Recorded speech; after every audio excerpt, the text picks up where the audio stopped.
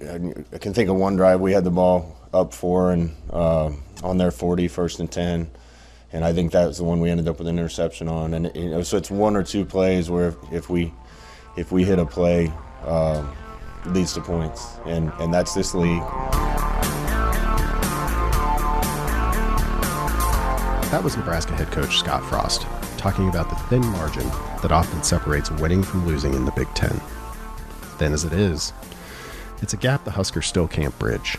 The 31-28 loss to Northwestern in Ireland was the Huskers' 12th in a row by single digits. Twice, Nebraska built an 11-point lead. Northwestern began to erase the first one after recovering a second-quarter fumble deep in its own territory. Nebraska then navigated a tricky stretch around halftime to build that lead back to 11. Northwestern began to erase that one thanks to what was effectively an elective turnover, the onside kick. This is going to be a little bit of a monologue off the top here, but I need to talk about the math of that. The website, the33rdplayer.com, did an analysis of all onside kicks in FBS football from 2014 to 2020. The average recovery rate on those onside kicks was 23.8% for the kicking team, higher than I would have guessed. And the quote-unquote penalty for not recovering an onside kick wasn't as steep as I expected, just 1.92 points in expected value. When the kicking team recovers it, and here's the very clear incentive to try this, the exchange of possession and field position is worth 5.61 in expected points. The issue is, a kicking team, even at that high number, would need to recover 25.6% of all of its onside tries for this decision to have a positive expectation. If those numbers were flipped, if you only needed to recover 23.8% and the average team in college football recovered 25.6%, statistically speaking, every coach should be onside kicking all the time. People would hate it, but over the long run, a team could expect to score more points that way. But the numbers aren't flipped, so it's a negative expectation play. That's why you most often see it only when teams don't have a choice. Nebraska had a choice. Having rebuilt its 11-point lead, the Huskers had all the momentum and went for the knockout. Frost said he was being aggressive, and it was quite bold. Another way to look at it, the way I look at it, Nebraska tried to take a shortcut to winning the game. It tried to take a shortcut against a team built on not allowing any shortcuts. There are at least 4 of those in Nebraska's division: Northwestern, Wisconsin, Iowa, and Minnesota. And I'd say Illinois is trying to get there under Brett Bielema. How do the Huskers keep coming up just short? There are a lot of reasons. But the Northwestern loss and that big, bold decision underscored one potential catch-all explanation. Despite all the angst and agony of going 5-20 in one-score games since 2018, somehow Nebraska and Frost have not been humbled. In a different context, maybe that lack of humility would be a good thing. It was a good thing at Frost's introductory press conference, right? You take the fight to the opponent. You punch first, or some other macho cliche. But that's not Nebraska's current context. It can be tough to swallow for a once mighty program. But is it tougher to swallow than a nearly satirical number of close losses over the last 45 games? Maybe no one play decides a football game. Frost did say 1 or 2. But Nebraska took a risk with a low expectation of success. It gave the Wildcats life. The immediate cost was the 4th season-opening loss in 5 seasons. And the emotional cost is significantly larger in a season that has to be different. It wasn't at all in the first game. Is there a long-term cost for a program that, Frost continually says, needs to experience some success so it can build more success? We'll start to find out this week when, though the talent level and setting are vastly different, another no shortcuts team comes to town. You're listening to the I-80 Preview Podcast, Huskers Fighting Hawks Edition. I'm Hale Varsity Managing Editor Brandon Vogel. Let's talk some football. Let's kick off the first half of this week's show by briefly looking back at the quote-unquote game film of last week's podcast. How did Nebraska do in the 3 areas that I thought would be key to getting a win over Northwestern? Number 1, a week ago, 2 weeks ago, because I recorded that podcast a little early technically, but was the Black Shirts better be ready to stop the run. And for me, that probably meant less than 4 yards a carry for a Northwestern offense that doesn't hit 4 yards a carry all that often. Big miss for the Black Shirts on that one. Northwestern averaged 4.6 in the win in Ireland. Running backs Evan Hull and Cam Porter rushed for 119 and 94 yards respectively. And the Wildcats' offensive line largely did whatever it wanted. A lot to address from that first game there for Nebraska defensively. Key number 2, you can go back and look at Northwestern's past. I think I went through 4 seasons and see it's a team you've got to be pretty sharp in the passing game to beat. Casey Thompson, in his first start, was good for 3 quarters. To beat Northwestern, a quarterback has needed to complete about 65% of passes over the past 4 years. Maybe 63% can get it done occasionally. Thompson was hitting that mark until the fourth quarter. The interceptions, in my view, weren't really his fault, but they still happened. His completion percentage fell into a zone that was good news for Northwestern, 59.5%, and it ended up in a good result for Northwestern. Third key from that Northwestern preview, special teams. Now, this was pretty close to a wash between the two teams. Both missed a field goal. Nebraska's was a desperation long-distance try at the end of the first half, so it's hard to even count that one. Both transfer punters in this game were excellent. Luke Akers, a UCLA transfer, now kicking at Northwestern, was just a tiny bit better than Brian Buschini, but Nebraska should have no complaints about how it punted in that game either. So tiny edge there to the Wildcats. The return game was basically a non-factor for both teams. The biggest difference? That onside kick. On the broadcast, you can see what Nebraska saw. There was a hole there, an opportunity. And the kick needed to be about 2 yards farther towards the sideline. Still, a lot of risk at the wrong time. Nebraska came up short on all 3 keys. We'll turn our attention now to this week's game, the Huskers home opener at 2:30 p.m. The game will be telecast on the Big Ten Network. Huskers opened as a 22.5-point favorite on the opening line this week. Some sports books will wait until a little later in the week often to put out a FBS, FCS line, but there was at least one out there. And it had the Huskers by just over 3 touchdowns. Typically look at a couple of power rankings here, SP Plus and FPI. But for this game, we'll go with Sagarin as our comparison because it ranks FBS and FCS teams in one group, which, if you ask me, is just delightful.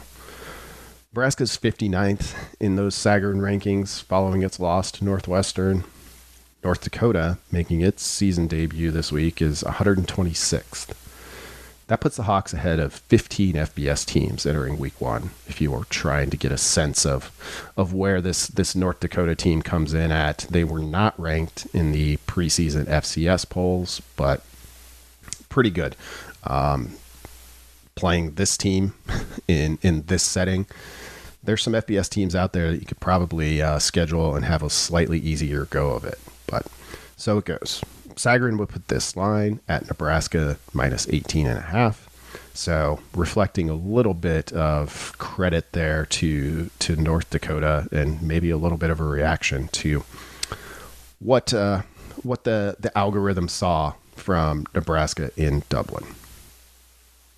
Key players in this game, and we'll start with North Dakota, which wore some really gloriously matte green helmets that I really enjoy. Has nothing to do with the players, but just a slight uniform piece of commentary there. Like those Hawks helmets. Number 1 for North Dakota, cornerback C.J. Siegel. Casey Thompson mentioned him by number, the ultimate sign of football respect, as a player who kind of jumps off the film. Quick aside on Casey Thompson here. The guy is a football information junkie, it seems. He mentioned on Tuesday's pregame press conference, that North Dakota had 4 players on the roster from Nebraska, 3 players on the roster from Oklahoma, And I can think of virtually no starting quarterbacks who would know that information. I don't know how you find that information unless you pull up the roster and look specifically for it, which you might have done, or it was listed in North Dakota's game notes. But still, I don't know a lot of quarterbacks that are out there reading the game notes. Anyway, Siegel. He's a player Nebraska's going to have to watch out for. He's top 10 at North Dakota in career pass breakups and interceptions. He was third on the team in sacks last year, which tells you they like to get a little bit creative with him. And that's a thing with this North Dakota team. They like to dial up some blitzes and stunts from all over the place. Siegel's a preseason All-Missouri Valley Football Conference selection. Number 2 for the Hawks, quarterback Tommy Schuster, number 2. He led the MVFC in completion percentage, 65% a year ago. And he's a career 64.8% passer. It's just kind of what he is. He's accurate. He makes strong, solid throws. He kind of navigates their offense at a pretty high level. So this isn't one where Nebraska's going to walk into Memorial Stadium on Saturday and find a quarterback who is maybe quaking in his cleats a little bit. Third for the Hawks, I'm going with wide receiver Bo Belquist. There's a couple of defensive players who would also be good selections here, but I'll go with Belquist. He's also second team preseason all MVFC. Average more than 5 catches a game. He's a player I think you'll see a lot. He's kind of Schuster's security blanket a little bit, and with how Nebraska struggle to defend the pass against Northwestern at times, I think it's a pretty big opening. I think the Hawks are going to have to throw the football to stay in this game and potentially play for a win late in the game. That's not out of the question by any means. And if they're to do that, Belquist probably has to have a pretty big day. We'll flip over our lineup card to the Nebraska side, where there's never any shortage of options. We all obviously watch this team with intent, and you could come up with a list of probably 12 or 13 key players for any given game. But I guess that's what makes it interesting. You gotta limit yourself to 3. Number 1, I'll go with edge Garrett Nelson. He drew a tough assignment squaring off against left tackle Peter Skoronski last week against Northwestern, but it was still somewhat shocking to see no real pressure on the Northwestern quarterback. Could be important this week. We'll have more on this a little bit later in the show, but North Dakota ranked 3rd nationally last year, allowing 0.7 sacks per game. And with Nelson, it's maybe even less about production, what Nebraska did or didn't have against the Wildcats a week ago when it came to pass rush. I mean, it's been clear all offseason long just how much Nelson has put into this, his emergence as a leader. Just go back and watch the post-game press conference from Ireland, and you can see the toll that it took. It'll be interesting to see how he bounces back, because for Nebraska to kind of, I think, recover from the season opening loss and still have the season it knows it needs to have, which is very much still possible, no matter how bad everyone felt after that game against Northwestern. It's hard for me to foresee that season unfolding if Garrett Nelson isn't a big part of things. Number 2, we'll go to offense. Wide receiver Trey Palmer. It was abundantly clear from the first game that Palmer is Nebraska's top guy at wide receiver. He's going to get a ton of targets and pile up numbers this season. He would have had a massive day last week if he and Thompson connected on just a couple of passes that were there for a taking. That includes a drop and a couple of overthrows, so shared blame there a little bit. Offensive coordinator Mark Whipple loves to have a go-to receiver, a guy that he will just feed the ball to for as much as that receiver can handle. Palmer looks like that guy for Nebraska in 2022. Third on my list of key Huskers, I'm going to go with safety Marquis Buford Jr. His forced fumble was just an excellent football play. Northwestern in that first half and really throughout the game, you had a good sense of how the Wildcat drives were going to go just based on the first play. I'd have to go back and pull up the numbers specifically, but it was a big possession and 10 game. And what that means is you can kind of assess a lot of football based on just how the opening plays of drives go. And when Northwestern would pick up, say, 1 or 2 yards, those drives tended to dead end. When it'd get 8, 9, 10, they had some big gains on first down. Those drives ended in points. I mean, it's how it's supposed to work, but the game against Nebraska was just kind of a classic example. The play on which Buford forced a fumble was one of those. I think it was Cam Porter broke loose, had a nice nearly 20-yard gain.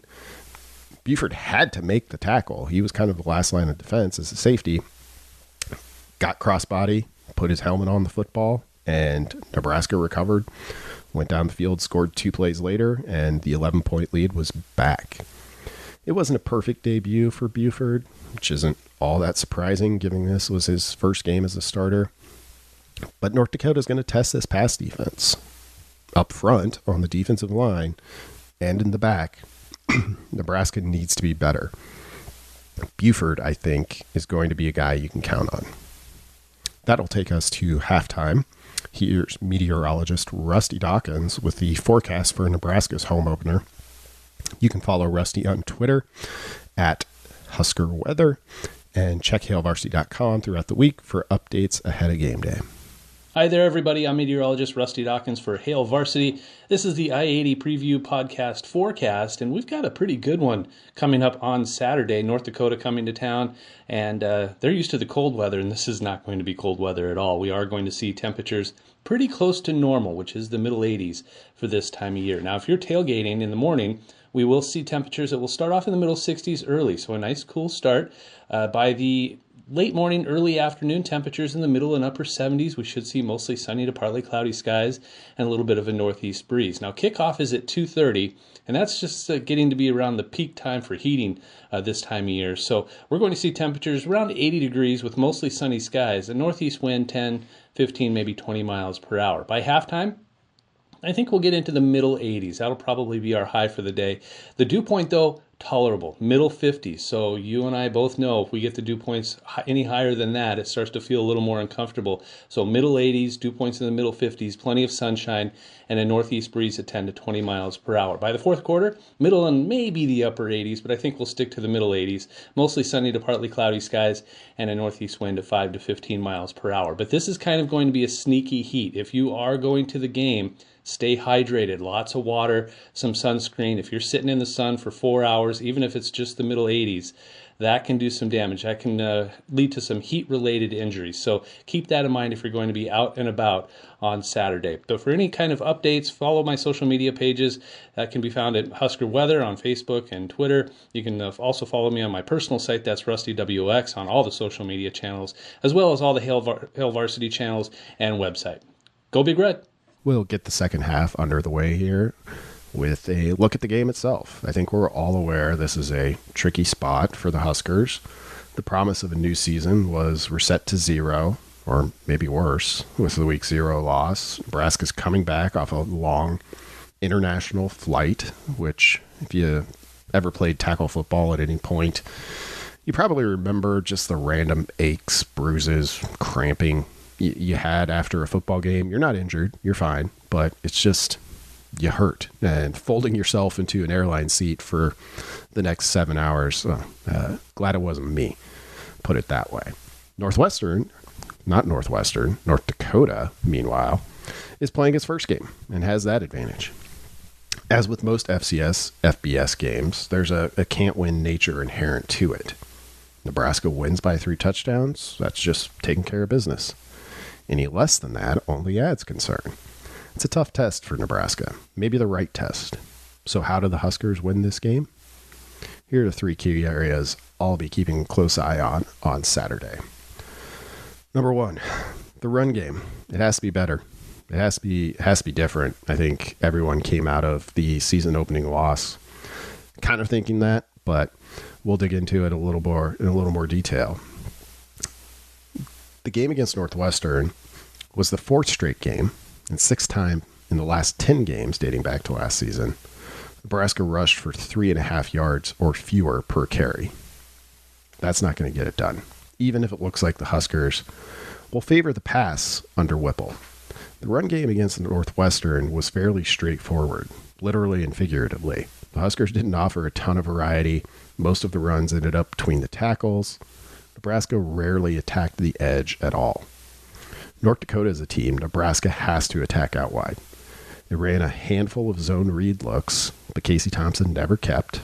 One of those, if he had, likely would have resulted in a key third down pickup. What's the number to hit here? What's a fair rushing average to expect for the Huskers? Probably 5 yards a carry. Nebraska hit that against Fordham and Buffalo a year ago. North Dakota might be better than either of those teams, but the Huskers' run game showing up is the easiest way Nebraska stays in control on Saturday. Key number 2, sacking Schuster.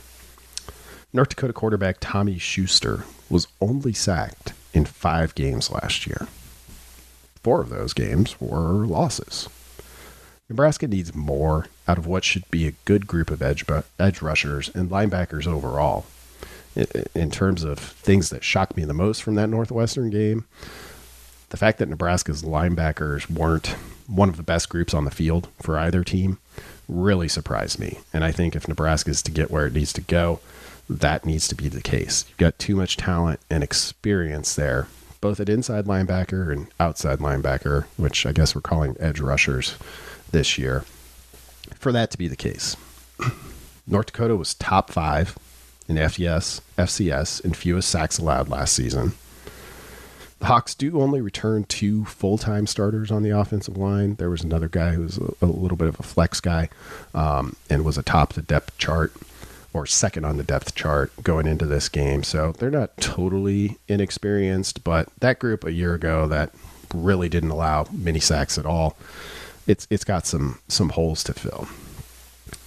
You throw in that UND's top running back last year, All-American Otis Way, was dismissed from the team this offseason, and this should point to a pass-to-win scenario for the Hawks. Problem is, while Schuster is an accurate passer, remember, career completion percentage of about 65%, he's not a volume passer. He topped 30 attempts in a game only once last year. That means Nebraska may not have a ton of opportunities for sacks, though if the Huskers can build a lead and maintain it, you certainly increase the number of pass attempts North Dakota's probably willing to try. But that only makes the potential lack for opportunity for sacks here makes this more telling for me. If the Huskers hit 2 sacks against the Hawks, that's probably a pretty good sign. And it's not a number the Huskers have hit often over the past, say, 1.5 seasons. Third key for me on Saturday, let's look at third down. One of the bright spots for Nebraska's offense last week was its conversion rate on third down.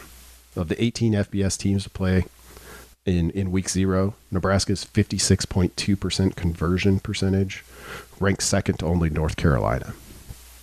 As usual with third down, there's more to the story. It was a tale of 2 halves for the Huskers. Nebraska converted more than 80% of its third downs in the first half because, on average, the Huskers were in a third and 3.5 yards to go. Second half, the average was more than third and 8, and Nebraska converted just 33% of its third down attempts. Third downs, particularly the average distance to go, is usually a pretty good overall health check for an offense or defense. In the first half, Nebraska averaged 8.2 yards per play on first down, which is how you get to 3.5 yards to go on average on third downs, of course. In the second half, Nebraska's first down yards per play came down to 4.9. When Frost said you have to be creative in this league as a play caller, there's a number that might point to what he was talking about. Northwestern won the adjustments game, maybe the conditioning game too. A year ago, North Dakota was a strong third down defense. The Hawks ranked 26 nationally, allowing just a 33.6% conversion rate. This should be a tough, hard-nosed North Dakota team. Last year, the Hawks had a lead, or a chance to take the lead, in the fourth quarter of every game in 2021. If that happens again on Saturday, well, we know Nebraska's track record here. The Hawks last year lost by 6 to then number 5 North Dakota State, lost by 3 to number 4 Southern Illinois, and lost by 3 again to number 12 South Dakota State in the last game of the season. It's not a team pretty similar to Nebraska a year ago. It was a team that was better than its record, a team that came close a bunch and didn't quite get there, which makes for a pretty interesting matchup on Saturday. For Nebraska's perspective, it's the more interesting the game is, the worse it's probably going for the Huskers. But we'll see how it goes. This North Dakota team doesn't give up anything easy. It blocked 3 punts a year ago, which is something to at least keep an eye on. Nebraska's punting was probably the only unassailable part of that first game against Northwestern, and you got a team that in North Dakota pretty solid on special teams. You add all that up, and even though we're down a level in the college football hierarchy, it adds up to one thing for me again: no shortcuts. Thank you for listening to the I-80 preview. If you like the show, please do your podcast chores, rate and review it, tell a friend. Even better, if you like this type of football content, consider a subscription to Hail Varsity. You can use the promo code I-80 at checkout for a discount on your subscription. It gets you access to everything we do across all of our various platforms, but first and foremost, it gets you a full year of Hail Varsity magazine. That's 11 issues over 12 months. Thanks again for listening.